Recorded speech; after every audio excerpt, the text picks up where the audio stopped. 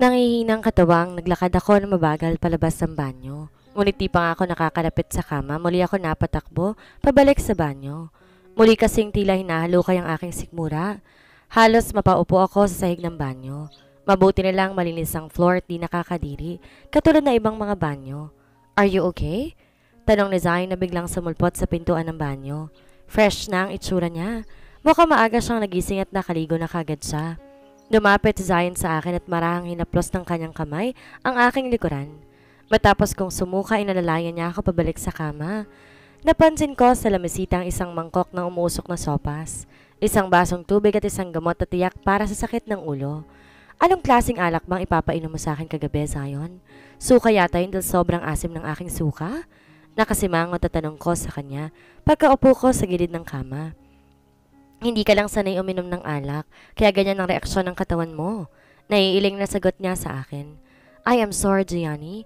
I forgot na hindi ka pa pala kumain ng hapunan tapos pinainom kita ng alak, masyado ka tuloy na lasing.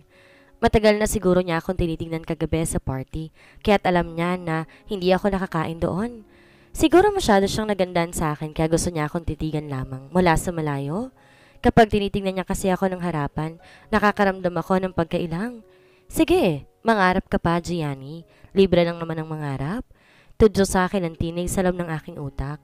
Mukhang napapadalas ang pagsingit ng malit na tinig na yon sa loob ng aking isip. Nagkaroon tuloy ako ng imaginary friend. Imaginary friend o imaginary enemy? Madalas kasi akong kinokontra o di kaya tinutukso ng maliit na tinig na yon. Okay lang, wala na tayong magagawa. Tapos na yon. Sagot ko sa kanya. Naubos ba natin isang bote ng imported mong alak? Hindi ko maalala ang mga nangyari kagabi. Di naman siguro ako nagkalat, diba?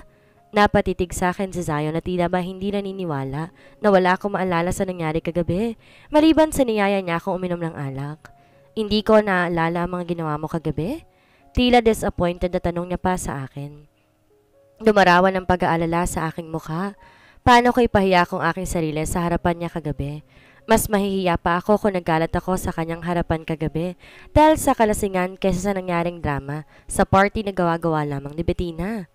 Kung may nagawa man akong di maganda or nasabi sa'yo habang lasing ako kagabi, sana patawarin mo ako, Zion.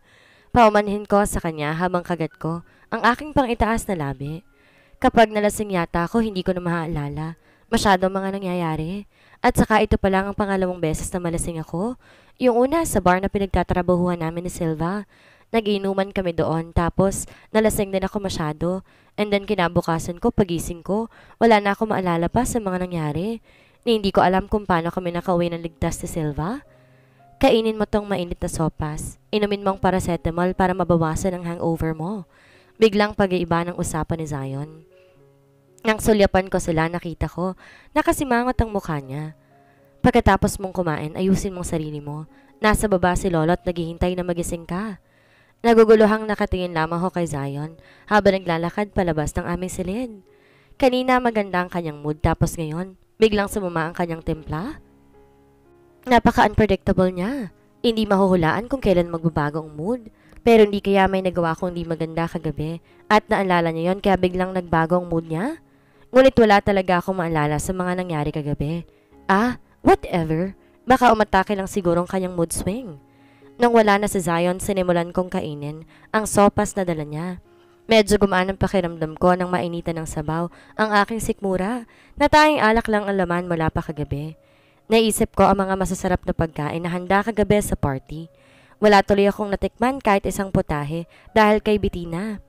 Ang malas ko naman kasi at nag-cruise pa ang mga landas namin ng gabing yon. Mabilis kong inubos ang sopas at pagkatapos, nilunok ko na rin ang gamot na ibinigay niya. Nagpa siya akong maligo muna bago lumabas sa kwarto para fresh na akong tingnan at hindi mo kang haggard. Pagkatapos kong mag-quick shower, agad na akong lumabas ng silid namin bit-bit ang tray na ginamit ni Zion sa pagdadala ng sopas at tubig sa akin.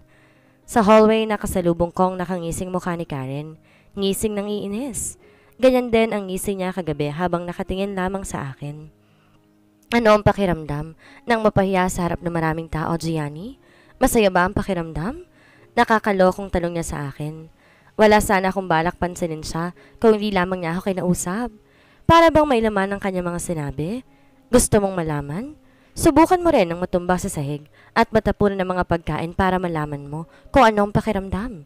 Nakangiti ang sagot ko sa kanya. Kung iniisip niya na magagalit ako dahil sa pangiinis niya, nagkakamali siya.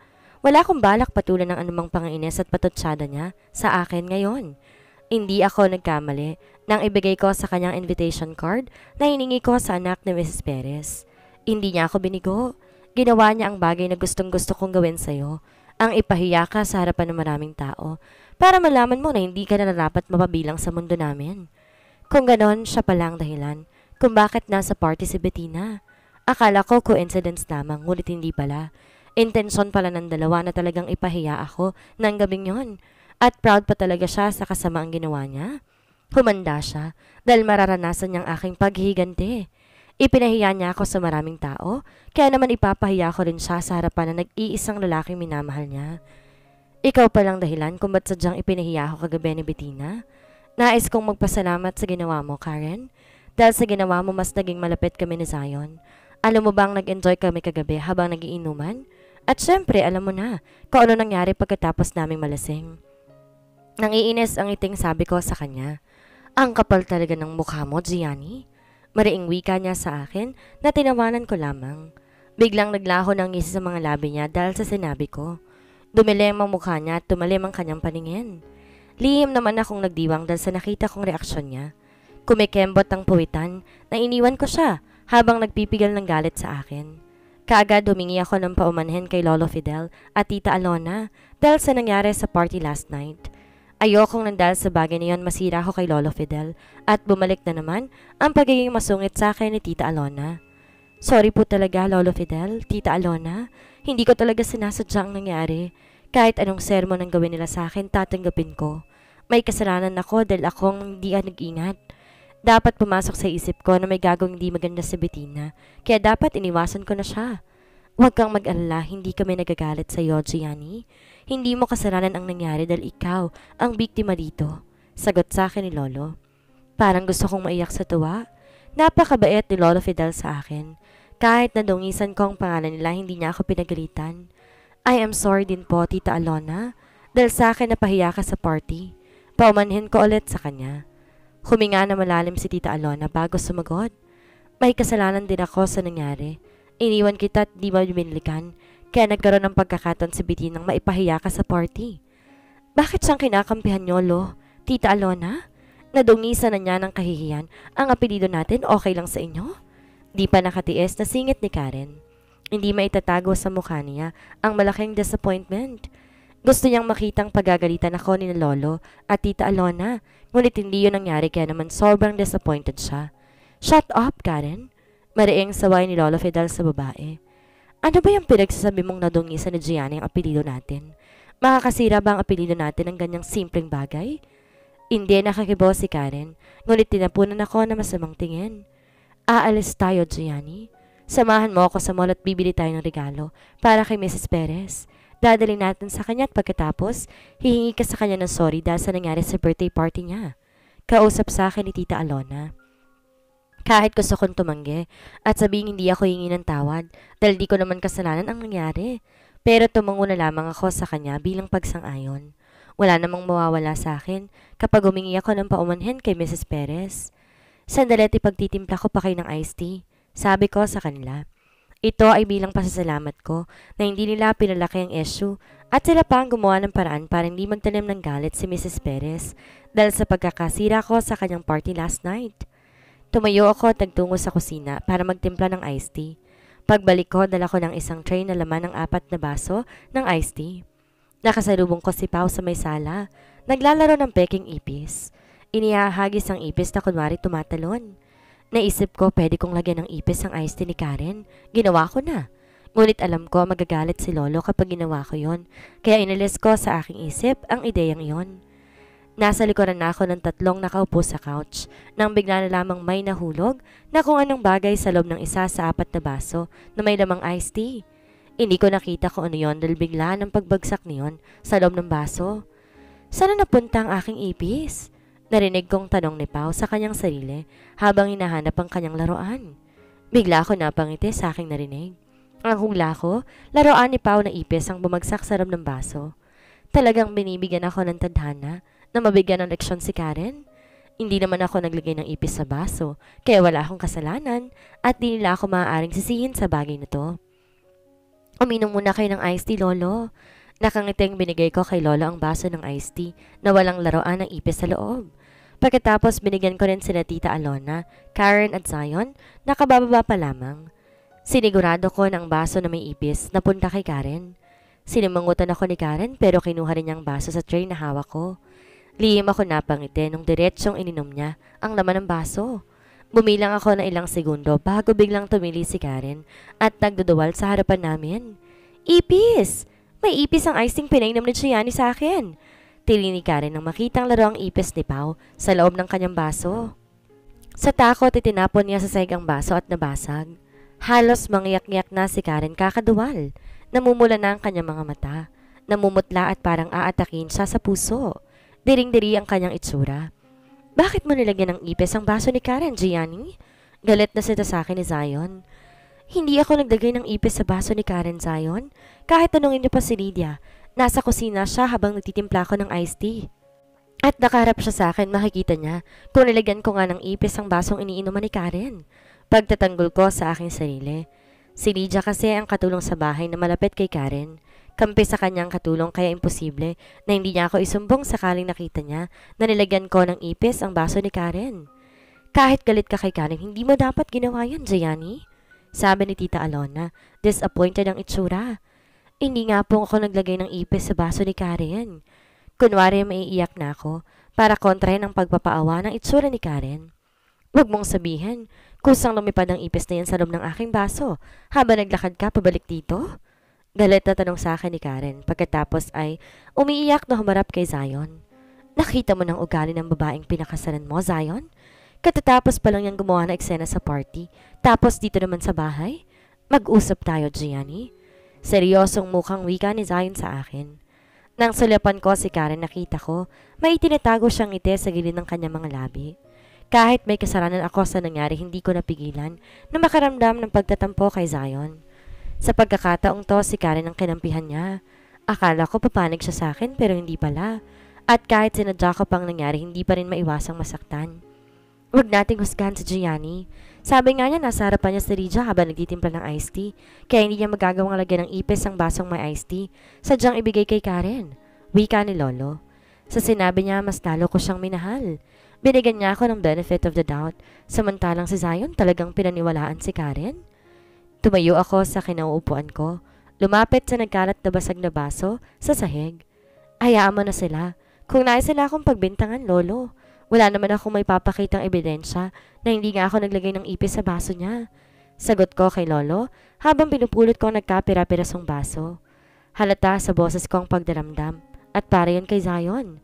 Huwag mong pulutin at baka masugatan ng kamay mo, Gianni. Hayaan mo sina... Hindi pa natatapos ni Zion ang kanyang sasabihin. Biglang nahiwa ng basag na baso ang aking daliri. Sinabi ko naman sa'yo, hayaan mo na yan. Napalapit si Zion sa akin. At akmang hahawakan niyang aking kamay, ngunit mabilis kong niliw sa kanya. Dalhin mo sa kwarto niyo si Gianni. Lagyan ng first aid ang kanyang sugat. Utos ni Lolo kay Zion. Hindi ako tumutol nang itinayo ako ni Zion, ngunit hindi ibig sabihin nun, hindi na masama ang loob ko sa kanya. Akmang tatalikod na kami ni Zion nang makita namin si Pao na nagtatago sa gilid ng sofa. What is it, Pao? Bakit ka naman nagtatago dyan? May nagawa ka bang kasalanan? Tanong ni Zion sa kanyang pamangkin. Halatadong kinakabahan si Pao nang tumayo siya at lumapit kay Zion. Sorry po, Tito Zion. Ako po ang may kasalanan kung bakit nalagyan ng ipis ang baso ni Tita Karen. Wala pong kasalanan si Tita Gianni. Nakayokong pag-amin ni Pao. What do you mean, Pao? Can you explain to us what really happened? Malumanay ang tanong ni Lolo kay Pao. Siguro para hindi matakot ang bata at magsabi ng totoo. Lumapit si Pao kay Lolo Fidel. Naglalaro pa ako kanina ng laro ang ipis. Pagdaan ni Tita Gianni, inihagis ko pong ipis na kunwari tumatalon-talon. Hindi ko alam saan ko naihagis ang ipis sa laruan. Pero yun pala, bumagsak ang isa sa mga basong may iced tea na dala ni Tita Gianni. Nalaman ko lang na sa inumin pala bumagsak ang ipis nang marinig ko na sinisisi nila si Tita Gianni na nilagyan ng ipis ang baso ni Tita Karen.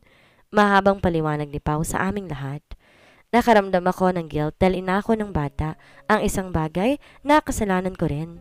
Magiging mabuti siyang citizen paglaki niya at hindi katulad ng kanyang ina. Nakita niyo na? Hindi nilagyan ni Gianni ng ipis ang baso ni Karen. Hindi niya kasalanan kung hindi niya nakita ang paglanding ng ipis na laruan ni Pao sa mga basong daladala niya. Wika ni Lolo matapos marinig ang pag-amin ni Pao. I'm sorry po, Tita Gianni. Paumanhin sa akin ng bata. It's okay, hindi mo naman sinadya ang nangyari. At wala namang namatay dahil nakainom ng iced tea na may halong ipis sa laruan. Maganda nga yun sa katawan dahil nakakaninis yun ang kalooban.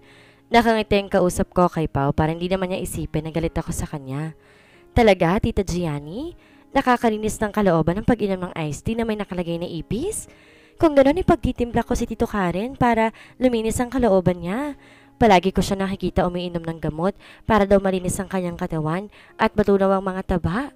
Inosenteng wika ni Pao. Di ko napigilang mapangiti nang marinig kong sinabi ng bata. Kahit sina Lolo Fidel at Tita Alona hindi rin napigilan ang mapatawa na mahina. Si Karen naman halos di na may pintang mukha sa magkahalong inis at pagkapahiya. Halika na sa kwarto natin para magamot ng sugat mo. Biglang kausap ni Zion sa akin. Akmang hahawakan niya ako sa siko ngunit mabilis akong umiwas sa kanya. Kaya ko ng sarili ko. Mabilis kong sagot sa kanya sa seryosong mukha. Pagkatapos tinalikuran ko siya para magtungo sa aming silid. Pumasok ako sa kwarto namin nang tawagin ni Karen ang pangalan ko. Sinundan pala niya ako papunta rito sa aming kwarto. Nakasimangot na nilingon ko siya. Anong kailangan mo? Tanong ko sa kanya. Halatadong napipilitan lamang akong kausapin siya. Amin mo sa akin, Gianni. Alam mo na bumagsak ang laro ang ipis ni Pao sa isa sa 4 na dalamang baso na may lamang iced tea pero nagkunwari kang limo to napansin. Pagkatapos siniguro mo sa akin mapupunta ang basong may ipis para mo kainom yan, di ba? Pumalakpak ako ng mahina dahil nahulaan niyang ginawa ko kanina. Kala ba niya siya lang ang marunong mag-isip ng scheme? Well, nagkakamali siya dahil marunong din ako noon. Ngunit siya ang nag-umpisa kaya hindi niya ako dapat sasihin. Magaling ka, Karen. Nahulaan mo ang totoong nangyari. Nangiinis pang ngisi ko sa kanya. How dare you scheme on me? Galit na sigaw ni Karen. Tinangka niya akong sampalin ngunit mabilis kong nasalag ang kanyang kamay. Sa tingin mo ikaw lang marunong maglaro ng dirty tricks, Karen? Malalaman nilang ginawa mo, Gianni. Malalaman ni na Lolo at Zion na isang schemer pa lang babaeng iniisip ng inosente. Galit na banta sa akin ni Karen. So totoo pala talaga ang binibintang sa'yo ni Karen na sinadya mo ang nangyari kanina? Biglang singit ng tinig ni Zion na hindi ko namalayan. Nakatayo pala malapit sa amin. Nabigla man ako dahil nahuli niyang nagsinungaling ako pero hindi ko yun ipinahalata. Ngayon, alam mo nang nagsasabi ako ng totoo, Zion? Dapat na hindi mo pinakasalan ang babaeng katulad niya. Sinayang lamang niyang pagtitiwanan ni Lolo sa kanya. Nakangising wika ni Karen. Tuwang-tuwa itong natuklasan ni Zion ang ginawa ko kanina. Alam mong may laro ang ipis ang inumin ni Karen pero binigay mo pa rin sa kanya? Bakit mo ginawa yon, Gianni? Kinampihan ka ni Lolo pero pati siya niloko mo rin. Madilim ang mukhang saad ni Zion. Binigyan ko ng matalim na tingin si Zion bago ko siya sinigot. Bakit ko yun ginawa? Gumaganti lamang ako dahil sa ginawa niya sa akin sa party. Pinano nila ni Bettina ang nangyari sa akin sa party kaya masama ba ipaghiganti ko ang aking sarili?